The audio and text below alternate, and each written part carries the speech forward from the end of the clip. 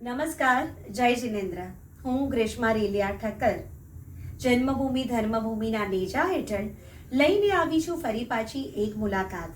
આજે આપણે મળીશું સાધ્વી રત્ના ડૉક્ટર પૂજ્ય આરતીબાઈ મહાસતીજીને. પહેલાં તેમનો પરિચય કરાવું તો પૂજ્ય આરતીબાઈ મહાસતીજી સ્વભાવમાં સંસ્કારનું ચંદન, આંખોમાં અનુકંપાનું અંજન અને ભીતરમાં વીર પ્રભુને વંદન લઈને આ વિમલ વિશ્વની વાટે આવ્યા. સંસ્કૃતમાં MA, જૈનિઝમમાં PhD સુધીનો પ્રખર અભ્યાસ કરવા છતાં મન પંખી તો સંયમ માર્ગે જવા આતુર હતું અને માટે ગચ્છ સંપ્રદાયની પરંપરા અનુસાર તેમણે દીક્ષા અંગીકાર કરી અને તપ સમ્રાટ પૂજ્ય રતિલાલજી મહારાજ સાહેબ અને હાલ રાષ્ટ્રસંત પૂજ્ય નમ્રમુનિ, ઉપકારી ગુરુની મૈયા શ્રી મુક્ત લીલમ ગુરુની તથા વર્તમાન નિશા પૂજ્ય વીરમતીબાઈ મહાસતીજી છે. તેમણે શ્રમણી વિદ્યાપીઠમાં 5 વર્ષ અધ્યયન કર્યું, 2 વર્ષ અધ્યાપન અને 32 આગમનું વાંચન કર્યું. સાથે જ સાહિત્ય સંપાદનમાં અનંત આનંદ PhDનો ગ્રંથ, ગુરુ પ્રાણ આગમ 32 સંપાદન, ભગવતી સૂત્ર તથા અવધૂત ધ્વનિ, આ ઉપરાંત આરાધ્યમ જે પૂજ્ય ગુરુદેવનો સ્મૃતિ ગ્રંથ છે તેનું પણ આલેખન કર્યું. તો આવા પૂજ્ય ડૉક્ટર આરતીબાઈ મહાસતીજી એટલે જીન ગગનના તેજસ્વી તારલા. અને હું અને તમે આપણે સૌ ખૂબ ભાગ્યશાળી છીએ કે આજે આપણને તેમના વિચારો જાણવા મળશે. તો ચાલો પૂછું છું તેમને પ્રથમ સવાલ.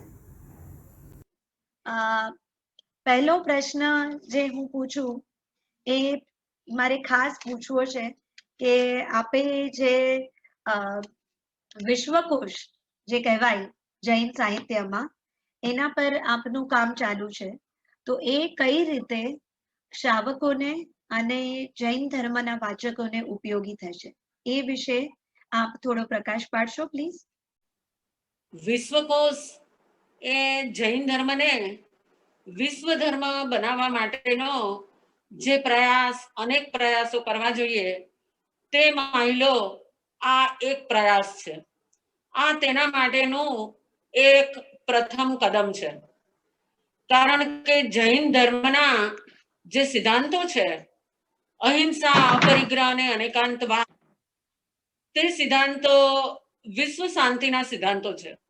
એટલે આ સિદ્ધાંતો ગમે તેમ કરીને જો વિશ્વ સુધી પહોંચે, વિશ્વના દરેક વ્યક્તિ પાસે જો એ પહોંચે તો વ્યક્તિ તે સિદ્ધાંતને સ્વીકારી શકે.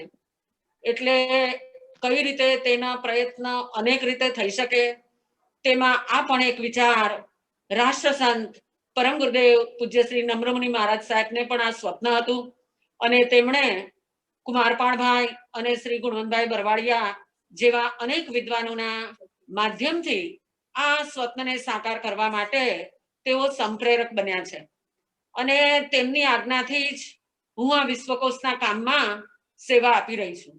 વિશ્વકોશમાં જૈન ધર્મના પારિભાષિક શબ્દો, એ ઉપરાંત મધ્યકાલીન યુગના તેમજ તીર્થંકર પરમાત્માઓ અને જૈન સમાજમાં, જૈન દર્શનમાં જે કોઈ વિશિષ્ટ સેવાઓ આપી હોય તે દરેક વ્યક્તિઓના પરિચયો, તે ઉપરાંત જૈન તીર્થો, એ બધી જ વસ્તુઓના પરિચય વિશ્વકોશમાં આપેલા છે. એના કરતા પણ સૌથી અગત્યની વાત એ છે, કારણ કે એ બધી વસ્તુ કરતા પણ જે પારિભાષિક શબ્દોની જે સમજણ, જે કોઈ પણ વ્યક્તિને જૈન ધર્મ વિશે કંઈ જાણવું હોય તો આ વિશ્વકોશ એ એન્સાયક્લોપીડિયાનું કામ કરી શકે એવું છે. અને એના માટે જ આ 100 વિદ્વાનો લગભગ સાથે મળીને આ વિશ્વકોશ પર કામ કરી રહ્યા છે. અને સૌનું એક સ્વપ્ન છે કે પ્રભુ મહાવીરનો જે ધર્મ છે એ જન જન સુધી પહોંચે. અને આ પ્રયાસમાં ગુરુવર્યોની કૃપાથી સફળતા મળશે એવી સૌના અંતરમાં એક આશા છે. અને આ રીતે વિશ્વકોશનું કામ ચાલી રહ્યું છે. વાહ. તો 100 જેટલા વિદ્વાનો આ ગ્રંથ ઉપર કાર્ય કરી રહ્યા છે અને આપ પરામર્શકની ભૂમિકા નિભાવો છો, બરાબર? અને લગભગ કેટલે પહોંચ્યું છે હાજી કામ? કેટલો સમય હજી લાગશે એવું આપને લાગી રહ્યું છે? લગભગ 5 ભાગ પ્રકાશિત થઈ ગયા છે. હમ. છઠ્ઠો અને સાતમો ભાગ નું કામ લગભગ પૂર્ણતાને આરે પહોંચ્યું છે. એટલે લગભગ 2 વર્ષમાં આ કામ પૂર્ણ થાય એવી સંભાવના અત્યારની પરિસ્થિતિ ઉપર લાગી રહી છે. પણ આ જૈન ધર્મમાં એક સીમા ચિહ્ન રૂપ આ કાર્ય થઈ જશે કે એક માઇલસ્ટોન કહેવાય કે કોઈ પણ ક્યાંક અટકે તો અહીંથી એક રેફરન્સ આપે કયું એન્સાઇક્લોપીડિયાની જેમ મળી શકે છે એમને. તો એ બહુ 100% એક ઊંચી વાત થશે કે આપણને એક પ્રિન્ટેડ રેફરન્સ મળે કે જે આપણે ધારીએ ત્યારે એ સૂચિ જોઈ શકીએ આપણે. બરાબર છે. એના વન્ડરફુલ. માટે જ પ્રયત્ન છે. હમ. એટલે આ બહુ જરૂરી પગલું હતું જૈન સાહિત્યમાં અને બરાબર છે. બહુ સમયસર આ પગલું. તો આપને લાગે છે કે કોવિડના લીધે આ થોડુંક કામ પાછળ ઠેલાયું? શું એના લીધે કોવિડના લીધે આની થોડુંક ફરક પડ્યો પ્રિન્ટિંગ હા કે પછી એડિટિંગ હા પ્રૂફ રીડિંગમાં? થોડું થોડું ઘણું બ્રેક લાગી છે એવું હમ. દેખાય છે. હમ. છતાં વિદ્વાનો પોતાની રીતે સૌ પોતાના ક્ષેત્રમાં આગળ વધે જ છે. હમ. છતાં કંઈક ફરક પડ્યો છે 100% છે. અચ્છા, કોવિડ વિશે વાત કરતા પછીનો પ્રશ્ન મારે એ પૂછવો છે કે અત્યારે વર્ચ્યુઅલ વર્લ્ડમાં વેબિનારો દરેક ક્ષેત્રના થયા, એમાં ધર્મના પણ થયા. તો એ આપને શું આવકાર્ય પગલું લાગે છે?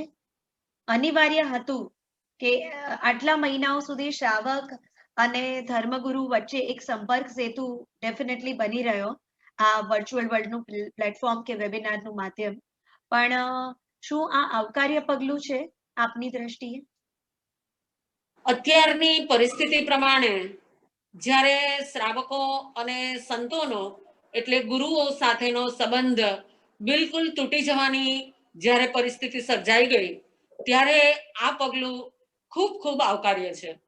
અને સંતોએ પોતાના પ્રવચનોના માધ્યમથી વર્તમાન પરિસ્થિતિમાં મનનું બેલેન્સ કઈ રીતે જાળવી રાખવું જોઈએ, જે લોકો સતત ભયભીત છે કે મારું ક્યારે શું થશે, કે મારા પરિવારનું શું થશે, એવી ચિંતામાં દરેક વ્યક્તિ જ્યારે છે ત્યારે સંતોના ઉપદેશ ખૂબ ખૂબ લોકોને હિંમત આપી રહ્યા છે. એની સાથે સાથે જ્યારે સમાજ બિલકુલ બિઝનેસ આ તે બધું જ બંધ થઈ ગયું, એટલે કોઈક દ્રષ્ટિએ જે સતત પ્રવૃત્તિશીલ લોકો હતા એ બિલકુલ નિવૃત્ત થઈ ગયા. હવે નિવૃત્ત થયેલી વ્યક્તિ જો 24 કલાક નિવૃત્ત જ રહે તો કદાચ તેનું મન શું શું વિચારે, કે ખાલી પડેલું મન શું કરે તે કહી શકાય નહીં.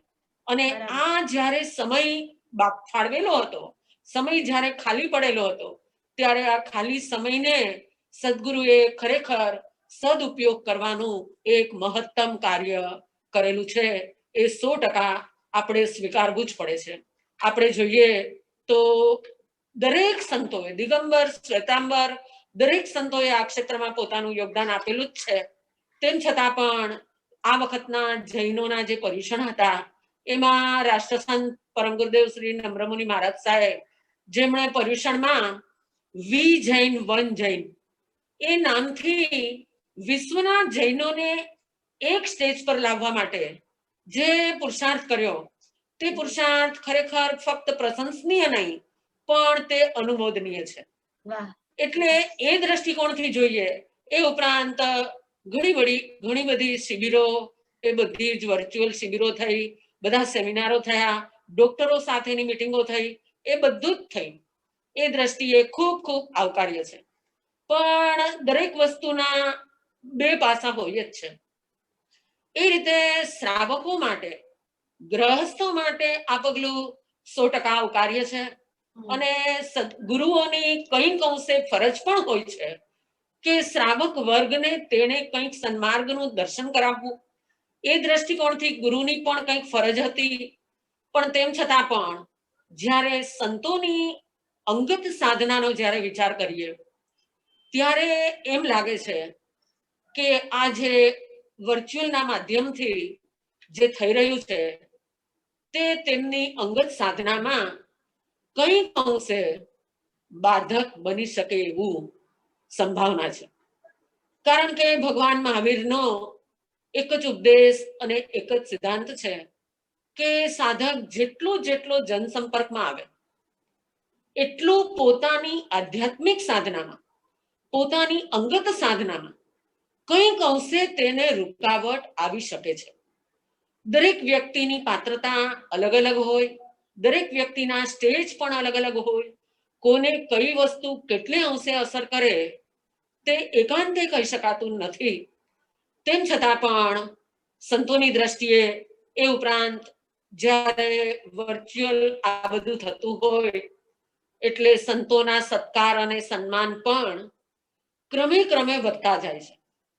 એટલે એ જે સત્કાર અને સન્માન જે વધી રહ્યા છે તે પણ સંતોના આધ્યાત્મિક જીવનમાં, તેની અંગત સાધનામાં કદાચ રૂકાવટ રૂપ બની શકે એવી સંભાવના મને લાગે છે. આ રીતે શ્રાવકોને 100% લાભ છે એ દ્રષ્ટિકોણથી તે આવકાર્ય છે. પણ સંતોએ પોતાની સાધના માટે પોતે અંગત રીતે તે વસ્તુને વિચારવી જોઈએ તેવું અમારું માનવું છે. પણ આપશ્રીને લાગે છે કે આ સંકટ સમયની સાંકળ તરીકે આપણને એક સેતુ મળ્યો એ બરાબર છે, પણ કદાચ લોકો થોડાક આળસુ થઈ જશે કે પછી થોડાક એમ પણ ટચ સ્ક્રીનને લીધે હ્યુમન ટચ ઓછો થઈ ગયો છે, તો ક્યાંક આપને એવું લાગે છે કે હવે લોકો દેવસ્થાનકો, દેરાસરોને બદલે આ જ વધારે પ્રેફર કરશે અને કદાચ આ ફોર ધ ટાઈમ બિંગ ન રહેતા એક સ્થાયી પગલું થઈ જશે અને વેબિનાર ને બધું વધી જશે અને લોકોનું આવવાનું ઓછું થઈ જશે. તમને શું એવું લાગે છે? હા, એ વસ્તુ સાચી છે, એ લાગે જ છે, પરંતુ આ પગલું સ્થાયી રહે એવી સંભાવના નથી લાગતી. કારણ કે એનું કારણ એ છે કે સંતો આ વસ્તુમાં પૂરેપૂરા સજગ અને સાવધાન હોય છે. એટલે જેવો સમય બદલાશે એટલે ઓટોમેટિક સંતો આ સિસ્ટમને બદલાવી જ નાખશે. અને આપે જે કહ્યું તે વાત પણ સાચી છે. કારણ કે લોકોને હવે એમ થાય છે કે કદાચ ભાઈ 9 થી 10 નું પ્રવચન હું નહીં સાંભળું તો કોઈ વાંધો નથી, હું આરામથી યુટ્યુબ પર એ છે જ એટલે હું મારી ઈચ્છા પ્રમાણે, મારા ટાઈમ પ્રમાણે ગમે ત્યારે એને સાંભળી લઈશ. એટલે ક્યારેક પ્રમાદ પણ વધે અને ક્યારેક સંતોનું મૂલ્ય પણ આમાં ઘટી જાય એવી પણ સંભાવના દેખાઈ રહી છે. પણ આમાં સંતો સાવધાન હોય જ છે, એટલે જેવી પરિસ્થિતિ બદલાશે એટલે ઓટોમેટિક સિસ્ટમ બદલાઈ જશે. અને આ કોરોનાના કપરા કાળની એક સાંકળ હતી, એક સેતુ હતો, એ 100%ની વાત છે. તેમ છતાં પણ જે વ્યક્તિગત જે મિલન થાય, વ્યક્તિગત જે સંપર્ક થાય, વ્યક્તિગત જે સાનિધ્ય મળે, એમાં જે વાઇબ્રેશનની જે અસર થાય છે એ આ વર્ચ્યુઅલ સાધનો દ્વારા થઈ શકતી નથી. એ 100% છે, એ આપણે સ્વીકારવું જ પડશે. અને આજનું જનરેશન પણ એ વસ્તુને સમજે છે અને સ્વીકારે છે. એટલે જેવી પરિસ્થિતિ પલટાશે એટલે લોકો પણ પોતાના ગુરુના પ્રત્યક્ષ સાનિધ્યમાં જવા માટે ઝંખી જ રહ્યા છે અને તત્પર જ છે. જેવો જેવો ચાન્સ મળે એટલે લોકો પ્રત્યક્ષ ચરણ સ્પર્શ કરવા માટે પહોંચી જ જાય છે. એટલે આ રીતે બંને સાઈડ એની છે. અચ્છા, આજની પેઢીની આપણે વાત કરી તો હવેનો પ્રશ્ન મારે એ પૂછવો છે કે આજની પેઢી ધર્મથી વિમુખ તો નથી થતી, પણ હા, પહેલાના પેઢીના લોકો જેટલા અભિમુખ હતા ધર્મની, એના કરતા આજની પેઢીને ધર્મમાં વિશ્વાસ ક્યાંક થોડો ઓછો છે. ધર્મ અને વિજ્ઞાન હંમેશા સાથે સમાંતરે જ ચાલે છે, પણ જે લોકો વિજ્ઞાનમાં માને છે એ ધર્મની બધી જ વાતોમાં નથી માનતા અને ખાસ કરીને આજની પેઢી એમાં આવે છે. તો આપને શું લાગે છે કે ક્યાંક આપણે જે શિક્ષણ પદ્ધતિ છે એમાં કંઈક બદલાવ લાવવો જોઈએ કે પછી ઉછેરમાં શરૂઆત ક્યાંથી કરવી જોઈએ? આમાં મને એમ લાગે છે કે યુવાનોને પહેલી વાત કે રાઈટ ગાઈડન્સ જ્યારે મળે છે ત્યારે આજના યુવાનો પણ ધર્મની સન્મુખ થાય જ છે. અને બીજું જે આપણે પૂછ્યું કે ખામી ઉછેરમાં છે કે શિક્ષણ પદ્ધતિમાં છે, તો સૌથી પહેલા કહીશ કે ખામી ઉછેરમાં છે. કારણ કે આપણી પહેલાની કહેવત હતી કે એક માતા 100 શિક્ષકની ગરજ સારે છે. બરાબર છે. એટલે બાળક જ્યારે ગર્ભમાં આવે છે ત્યારથી જ માતાની કંઈક ફરજ બને છે. ફક્ત બાળકને જન્મ આપવો તે જ માતાનું કામ નથી, પરંતુ તેનામાં સંસ્કારનું સિંચન કરવું તે જન્મ કરતા પણ વધારે મહત્વનું કામ છે. એટલે માતા પોતે જો ધર્મની સન્મુખ થયેલી હોય તો એ ગર્ભકાળથી જ બાળકનો ઉછેર તે રીતે કરશે. જૈન શાસ્ત્રોમાં અત્યારે ઘણે ઠેકાણે ગર્ભ સંસ્કારના ક્લાસીસ આ તે ચાલતું હોય છે, પરંતુ જૈન શાસ્ત્રોમાં તો પ્રાચીન કાળથી જ ગર્ભ ઉછેરનો આખો જ સાયન્ટિફિક રીતે કઈ રીતે કરવું એના ઉલ્લેખો બહુ સ્પષ્ટ રીતે પ્રાપ્ત થાય છે. એટલે ગર્ભકાળથી જ માતા જો સંયમિત બની, નિયમિત બની અને ગર્ભનો જો ઉછેર કરે, કારણ કે જૈન શાસ્ત્રો તો ત્યાં સુધી બતાવે છે કે ગર્ભસ્થ બાળકની એટલી બધી શક્તિ હોય છે, અને એ સાયન્સે પણ પ્રૂફ કરી દીધું કે માતાના આચાર અને વિચારની અસર બાળક ઉપર 100% થાય છે. અને ગર્ભસ્થ બાળક માતાના દરેક સંસ્કારને પોતે સ્વીકારે પણ છે. એટલે પહેલી ખામી ઉછેરની છે. એ ઉપરાંત જન્મ પછી પણ આજે સંયુક્ત પરિવાર વિભક્ત થઈ ગયા છે. એટલે ઘરમાં 2 વ્યક્તિ જ હોય, એમાં એક બાળકને કઈ રીતે સાચવવો, બંને વ્યક્તિ વર્કિંગ હોય, એટલે બાળકનો ઉછેર પણ આજના ગેજેટ સાથે જ થાય છે. મોબાઈલ કે ટીવી તેની સામે રાખેલા હોય, કાર્ટૂન વગેરે મમ્મી એને બતાવતી હોય અને મમ્મી તેનું કામ કરતી હોય. એટલે જન્મ પછી પણ તેનો ઉછેર આવા સાધનો દ્વારા જ થાય છે. એટલે એમાં પણ બહુ જ મોટી ખોટ છે. એટલે આ બધી પરંપરાઓ જો એમાં કંઈક ફેરફાર થાય અને ત્યાર પછી આપણે જોઈએ તો આજની શિક્ષણ પદ્ધતિ પણ 100% બદલાયેલી છે. કારણ કે પ્રાચીન કાળમાં એક ગુરુકુળ પ્રથા હતી. ઋષિ મુનિઓ પાસે રાજકુમાર જેવા રાજકુમારો અભ્યાસ કરવા જતા હતા, અને એ ગુરુ અને શિષ્યનો પવિત્ર સંબંધ શિષ્યને સર્વ કળામાં પારંગત બનાવતા હતા.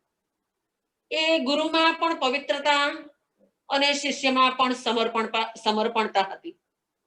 આજની જે શૈક્ષણિક પદ્ધતિ છે એમાં વિદ્યાર્થી અને શિક્ષકનો સંબંધ કોઈ પવિત્રતાના તંતુથી બંધાયેલો નથી. કારણ કે શિક્ષકો પણ કોઈક વાર એવું લાગે કે એ શિક્ષણ તેનો એક વ્યવસાય બની ગયો છે. અર્થાત વિદ્યાર્થી અને શિક્ષકનો સંબંધ પ્રોફેશનલ થઈ ગયો છે. એને શિક્ષકને વિદ્યાર્થીના અંગત સફળતાઓમાં કે અંગત જીવનમાં વધારે રસ પ્રાય હોતો નથી, એવું આપણે જોઈ રહ્યા છીએ. એટલે આ શિક્ષણ પદ્ધતિ પણ બદલાયેલી છે. અને આજની શિક્ષણ પદ્ધતિમાં તો આપણે શું કહેવું, વિજ્ઞાન ખૂબ વિકાસ કરે છે. કઈક દ્રષ્ટિકોણથી તે સારું પણ છે, પ્રગતિ પણ છે. પણ જ્યારે વ્યક્તિની અંગત લાઈફને જોઈએ તો શાંતિના ક્ષેત્રે કે સમાધિ ભાવના ક્ષેત્રે મનુષ્યમાં પ્રગતિ નહીં, પણ કંઈક ખોટ લાગે છે. કારણ કે દરેક વ્યક્તિ કંઈક પ્રોબ્લેમ, કંઈક સમસ્યા એની વચ્ચે જ તે જીવી રહ્યો છે. તેની પાસે ગમે તેટલી ધન હોય, સંપત્તિ હોય, પણ તેને બીજી કંઈક સમસ્યા તેની સામે હોય જ છે. આ રીતે સમસ્યાઓની વચ્ચે જીવતો મનુષ્ય જે શાંતિ અને સમાધિ ભાવ, જે આનંદ પ્રાપ્ત કરવો જોઈએ, તે આનંદ પ્રાપ્ત કરતો નથી. એટલે ઉછેરની પણ ખામી છે, શિક્ષણ પદ્ધતિની પણ ખામી છે, અને તેની સાથે સાથે કોઈક અપેક્ષાએ ક્યારેક આ 5મા આરામાં, આ કળિયુગમાં જન્મેલા આપણે સૌ એ જીવોની પાત્રતા પણ કંઈક અંશે જે સતયુગના લોકો હતા એના કરતા આ કળિયુગના લોકોની પાત્રતા પણ કંઈક ઓછી ઓછી પડે છે. આપણે થઈ રહી છે. એટલે આ રીતે સર્વ દ્રષ્ટિકોણથી વિચાર કરીએ તો દરેક ક્ષેત્રમાં થોડો કંઈક બદલાવ. કંઈક કંઈક કંઈક ખૂટે છે. હમ. અને તેના કારણે આજનો યુવા વર્ગ વિજ્ઞાન તરફ વધારે જાય છે, ધર્મ તરફ કંઈક પાછો પડે છે. રામકૃષ્ણ પરમહંસનું એક સરસ વિધાન છે કે તમારા બાળકની કેળવણીનો પ્રારંભ તમે DOG ડોગ ને બદલે GOD ગોડ થી કરો તો એમાં ઘણા બધા પ્રશ્નોના નિરાકરણ થઈ જશે. તો કદાચ બરાબર આપણે છે, એ જ સરસ. વિધાનને યાદ કરવાની જરૂર છે. આપણે બાળકને સૌથી પહેલા આપણે DOG શીખાડીએ છીએ, એને બદલે જો GOD થી શરૂઆત કરીએ તો કદાચ આટલી સમસ્યા રહેશે પણ નહીં. બરાબર છે, હમ. બરાબર છે. અચ્છા, હવે બીજો એક પ્રશ્ન આપના અધ્યયન અને જે આપનું સંપાદન હતું એ અંગે મારે પૂછવો છે કે આપે ગુરુ પ્રાણ આગમ 32 નું સહ સંપાદન કર્યું છે. તો આ 32 આગમો એનો નિચોડ જો કહેવો હોય તો એવો સિદ્ધાંત કયો? એમાં પહેલા તો આપણે જાણવું પડે કે આગમ શું છે. તો આગમ એ તીર્થંકરોએ જે વર્ષોના વર્ષો સુધી જે સાધના કરી હમ. એ સાધનાનો નવનીત છે. એ સાધનાનો સાર, એ સાધનાનો ઉપદેશ એ આગમ ગ્રંથ છે. વાહ. એટલે તીર્થંકરોએ જે સાધના કરી છે હમ. એ સાધના કર્મ મુક્તિની સાધના કરી છે. હમ. જે કર્મના ઉદયથી પાપનું સેવન થતું હતું અને એ પાપના પરિણામે આ જન્મ મરણનું ચક્ર સતત ચાલતું હતું. હમ. એક જન્મ પૂરો થાય, મૃત્યુ થાય, પાછો બીજો જન્મ, પાછું બીજું મૃત્યુ, આ રીતે અનંત કાળથી આ જન્મ મૃત્યુનું ચક્ર ચાલી રહ્યું છે. આ ચક્રને વિરામ આપવા માટે, કારણ કે જન્મ અને મરણ હોય તો વચ્ચેના જીવનમાં આધિ વ્યાધિ ઉપાધિ આ તમામ દુઃખો આવીને ઉભા રહે. પણ જો આ ચક્ર પર જ જો વિરામ મુકાઈ જાય તો વ્યક્તિ બધા જ દુઃખથી મુક્ત થઈ શકે.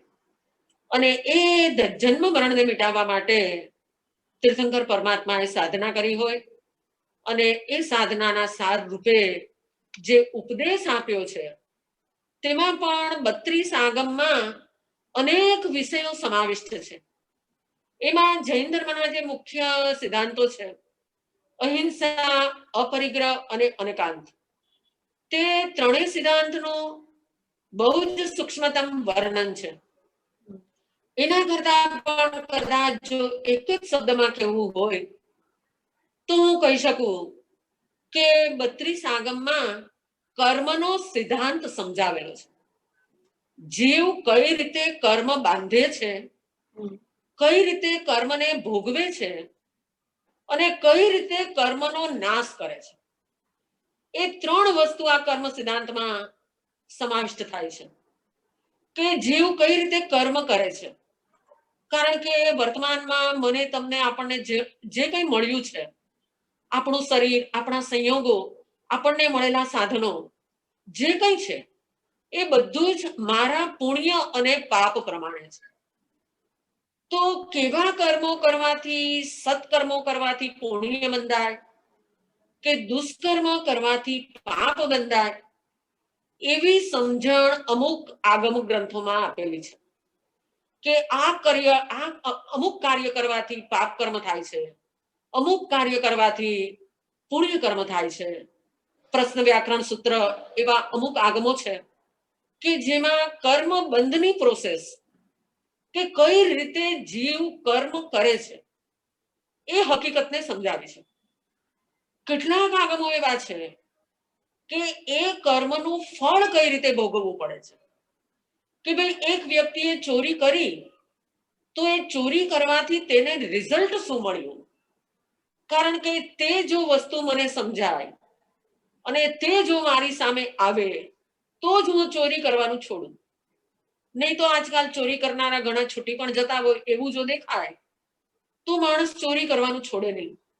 પરંતુ તેનું રિઝલ્ટ જો તેની સામે તેને દેખાય તો તે અવશ્ય તે દુષ્કર્મનો ત્યાગ કરે છે. તો અમુક વિભાગ સૂત્ર જેવા સૂત્રો છે કે જેમાં શાસ્ત્રકારોએ કર્મનું ફળ, કયા કર્મનું ફળ કેવું મળે છે, આખું સ્પષ્ટ વર્ણન કે હિંસાનું ફળ આ છે, અસત્યનું ફળ આ છે, ચોરી કરવાનું ફળ આ છે, ભોગ વિલાસનું ફળ આ છે. આવું દરેક કર્મનું ફળ શું છે તેનું વિસ્તૃત વિવેચન કરેલું છે, જેનાથી વ્યક્તિ એ કર્મ કરતા અટકે છે. એનાથી આગળ કેટલાક સિદ્ધાંતો એવા છે, કેટલાક આગમ ગ્રંથો એવા છે કે આ કર્મથી છૂટવું હોય તો શું કરવું, એટલે એ કર્મના નાશના ઉપાય છે.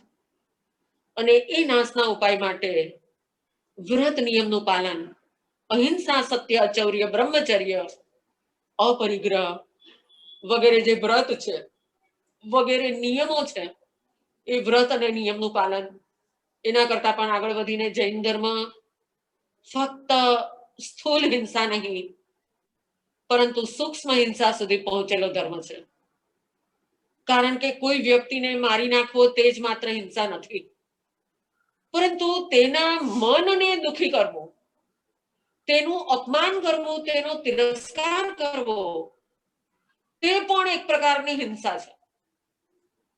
એટલે આવી સૂક્ષ્મ હિંસાથી બચવાની વાતો, એ ઉપરાંત મારા પોતાના ચિત્ત વૃત્તિમાં પણ જો રાગ અને દ્વેષના, ક્લેશ અને કંકાસના પરિણામો હોય તો હું પોતે મારી જ હિંસા કરું છું. આ રીતે આત્મહિંસા અને પરહિંસા, દ્રવ્ય હિંસા અને ભાવ હિંસા, આવું વિસ્તૃત, સૂક્ષ્મતમ, ગહનતમ વર્ણન આચારાંગ જેવા સૂત્રમાં બતાવેલું છે. અને આવા દરેક પાપથી દૂર થવાની સાધના, સામાયિક પ્રતિક્રમણ, તપ, જપ, સંયમ, સ્વાધ્યાય, ધ્યાન, એ જે અનુષ્ઠાનો છે, એ દરેક અનુષ્ઠાન કર્મ ક્ષય માટેની સાધના છે. એટલે કેટલાક આગમ ગ્રંથોમાં આ સાધના વિશેનું અને એ સાધના પૂર્વમાં જેણે જેણે કરી છે એ કેટલાય જીવોના ચરિત્રો દ્વારા, કારણ કે લોકોની પાત્રતા અલગ અલગ હોય, કેટલાક જીવો કથા દ્વારા સમજી શકતા હોય, તો એના માટે કેટલાક આગમ ગ્રંથો કથાનું યોગી છે કે કથાના માધ્યમથી પરમાત્માએ કર્મનો સિદ્ધાંત સમજાવેલો છે કે ભાઈ સુબાહુ કુમારે પૂર્વ ભવમાં સુકૃત્યમાં સુપાત્ર દાન આપ્યું હતું, તો એના પરિણામે તેને નેક્સ્ટ બર્થમાં આ પ્રકારની અનુકૂળતા મળી. આ રીતે કથાના માધ્યમથી કર્મના સિદ્ધાંતને સમજાવેલો છે.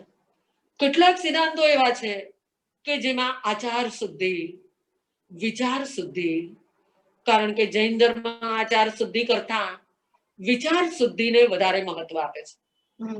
એટલે દસવૈકાલિક સૂત્રમાં આચાર શુદ્ધિની વાત કરી છે, તો આચારાંગ સૂત્રમાં વિચાર શુદ્ધિને પ્રાધાન્ય આપેલું છે.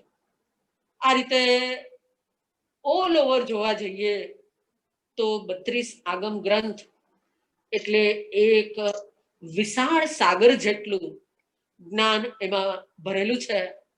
આપણા શબ્દોથી તેને કહી શકાય એવું નથી, તેમ છતાં પણ જ્યારે આપે મને પ્રશ્ન પૂછ્યો કે ભાઈ એને ટૂંકમાં કહેવું હોય તો શું કહી શકાય, એટલે એટલો જવાબ કે કર્મના સિદ્ધાંતની સમજણ અને જેના આધારે આ જગત ચાલી રહ્યું છે. આપણે માનીએ કે ન માનીએ, શ્રદ્ધા રાખીએ કે ન રાખીએ, પણ કર્મનો સિદ્ધાંત સાર્વજનિક છે, સર્વક્ષેત્રિક છે અને સર્વકાલિક છે. બરાબર. કર્મ પ્રમાણે જ આખા વિશ્વનું ચાલે છે, એટલે એ સિદ્ધાંત એમાં મુખ્યપણે સમજાવેલો છે. બરાબર છે. વિશ્વનું જો કોઈ ચાલક બળ હોય તો કોઈ પણ ધર્મ લો, પણ કર્મનો સિદ્ધાંત તો એ જ છે. હા, એ જ છે, એ જ છે. જે વ્યક્તિ જેવા કર્મ કરે એનું ફળ, આંબો વાવીએ તો આંબો જ ઉગે, લીંબોળી વાવીએ તો પછી આંબાની આશા રાખી શકાય નહીં, એવી સાદી સીધી વાત જૈન ધર્મ જ નહીં, દરેક ધર્મમાં આ વાત આવેલી છે. જે આપણે બાળકોને બેઝિક શીખાડીએ, નાના બાળકોને નર્સરી ને કિન્ડરગાર્ટનમાં, કે give what you get, that is Karma. બરાબર બરાબર. સાધ્વીજી, આપશ્રી સાથે વાત કરીને એમ લાગે છે કે ઘણા લોકોનું જ્ઞાન એ ગ્રંથસ્થ હોય, ઘણાનું કંઠસ્થ હોય, પણ આપનું જ્ઞાન હૃદયસ્થ છે. તો હજી એક છેલ્લો પ્રશ્ન પૂછવા માંગીશ કે અધ્યાત્મ સાધનાનો સંદેશ આપના મંતવ્ય શું? અધ્યાત્મ સાધના એટલે શું? તો મને એવું સમજાય છે કે આત્માના દોષોને નાશ કરીને આત્માના ગુણને પ્રગટ કરવાનો જે પુરુષાર્થ, એ અધ્યાત્મ સાધના છે. કારણ કે ખાલી આત્મા આત્મા કરતા રહેવું તે અધ્યાત્મ સાધના નથી, પણ આત્માના ગુણોનું પ્રગટીકરણ કઈ રીતે થાય અને એના માટે મારી ક્ષણે ક્ષણની જાગૃતિ, તેનું નામ છે અધ્યાત્મ સાધના. અને તેના માટે દોષ નાશ કરવા અને ગુણને પ્રગટ કરવા. તો સૌથી મોટો દોષ મને એમ લાગે છે કે સ્વાર્થ. વ્યક્તિમાં કે જીવ માત્રમાં જે સ્વાર્થ વૃત્તિ છે, તે સ્વાર્થ વૃત્તિ દરેક પાપને જન્મ આપે છે. જો જરાક આપણે વિચાર કરીએ તો આપણને રાગ થાય, દ્વેષ થાય, હિંસા કરીએ, અસત્ય, ચોરી, કોઈ પણ પાપ કરીએ, એ હું સ્વાર્થ માટે જ કરું છું. કારણ કે જીવ માત્રને હું અને મારું સારું થાય, મને મળે, એવો જે ભાવ છે એ છે સ્વાર્થ. અને એ સ્વાર્થ જ દરેક પાપને જન્મ આપે છે. એટલે અધ્યાત્મ સાધનાના સંદેશ તરીકે હું એટલો જ સંદેશ આપીશ કે વ્યક્તિ સ્વાર્થથી દૂર થાય અને પરમાર્થ કે પરોપકાર ભાવમાં જેટલો તે આગળ વધે, એટલા ઓટોમેટિક તેના અનેક દોષો દૂર થશે. અને તેમ તેમ જેમ જેમ દોષ દૂર થશે, તેમ ગુણ ઓટોમેટિક પ્રગટ થશે. કારણ કે સ્વાર્થ જાય એટલે પરોપકાર આવે, અને પરોપકાર જેવું આવે એટલે અહિંસા, સંયમ અને તપ, એ ત્રણેય ગુણ ઓટોમેટિક પ્રગટ થાય જ છે. કારણ કે સ્વાર્થ છૂટે ત્યાર પછી એ વ્યક્તિ કોઈને મારી નહીં શકે. જે વ્યક્તિ પરમાર્થી છે, એટલે હિંસા છૂટી એટલે અહિંસા આવી. એ ઉપરાંત સ્વાર્થ છૂટ્યો એટલે મારે મારી કોઈક વૃત્તિને સંયમિત કરવી જ પડશે. જ્યારે મારે કંઈક પરમાર્થ કરવો છે, મારે કંઈક પરોપકાર કરવો છે, ત્યારે ઓટોમેટિક મારે મારી વૃત્તિઓને કંઈક સંયમિત કરવી જ પડે છે. એટલે પરમાર્થી વ્યક્તિ અવશ્ય સંયમી જ હોય છે. એટલે પરમાર્થમાં બીજા બધા જ ગુણ સમાવિષ્ટ છે. એટલે અધ્યાત્મ સાધનાના સંદેશ તરીકે મારો એટલો જ સંદેશ છે કે દોષને નાશ કરવા, આત્મગુણોને પ્રગટ કરવા, અને દોષમાં પણ સૌથી મોટામાં મોટો દોષ સ્વાર્થ છે. એટલે વ્યક્તિ સ્વાર્થથી છૂટે તો તે અધ્યાત્મ સાધનામાં પ્રવેશ કરી શકે છે. ત્યાર પછી તેને સાધનાના માર્ગ પર તે આગળ વધે છે. બહુ સરસ. એટલે સ્વકેન્દ્રીમાંથી સર્વકેન્દ્રી થવું, અને ધર્મ કોઈ પણ હોય, પણ પોતાના શિશુ પ્રત્યે હોય પ્રીતિ એવી ઈશુ પ્રત્યે થાય, પોતાના પતિ પ્રત્યે હોય એવી જગત પ્રત્યે થાય, અને કહીએ ને કે ખુદમાં જેટલી રુચિ છે એટલી ખુદા પ્રત્યે થાય, તો આપણો બેડો પાર. એટલે સ્વકેન્દ્રીથી સર્વકેન્દ્રી સુધીની આપણી જે સાધના, એ જ અધ્યાત્મ સાધના. બરાબર? તો જૈન ધર્મની દ્રષ્ટિએ સ્વથી સર્વ અને સર્વથી પાછું સ્વ. વાહ. કારણ કે જૈન ધર્મ છેવટે પછી આત્મશુદ્ધિને જ મહત્વ આપે છે. વાહ. એટલે સ્વથી સર્વ અને સર્વથી પાછું પોતાના કેન્દ્રમાં આવી અને સ્થિત થઈ જવાનું છે. વાહ. આત્મશુદ્ધિ. વિશ્વ મૈત્રી કેળવી અને છેવટે પોતે પોતાના આત્મામાં સ્થિર થઈ જાય, તે અધ્યાત્મ સાધનાની પૂર્ણતા છે. અને તે અધ્યાત્મ સાધનાની સફળતા છે. એટલે ફક્ત સ્વથી સર્વ નહીં, પણ સર્વથી પાછું સ્વ, એ પણ બહુ મોટી યાત્રા છે. બરાબર એ છે, જૈન ધર્મની વિશેષતા છે. બરાબર છે. એ બીજા ધર્મમાં નહીં, એ આ ધર્મમાં ખાસ શીખવા મળશે. અને હા, એ એ યાત્રા જૈન વધુ ધર્મની અગત્યની છે, બહુ વધારે અગત્યની છે. અગત્યની છે. હમ.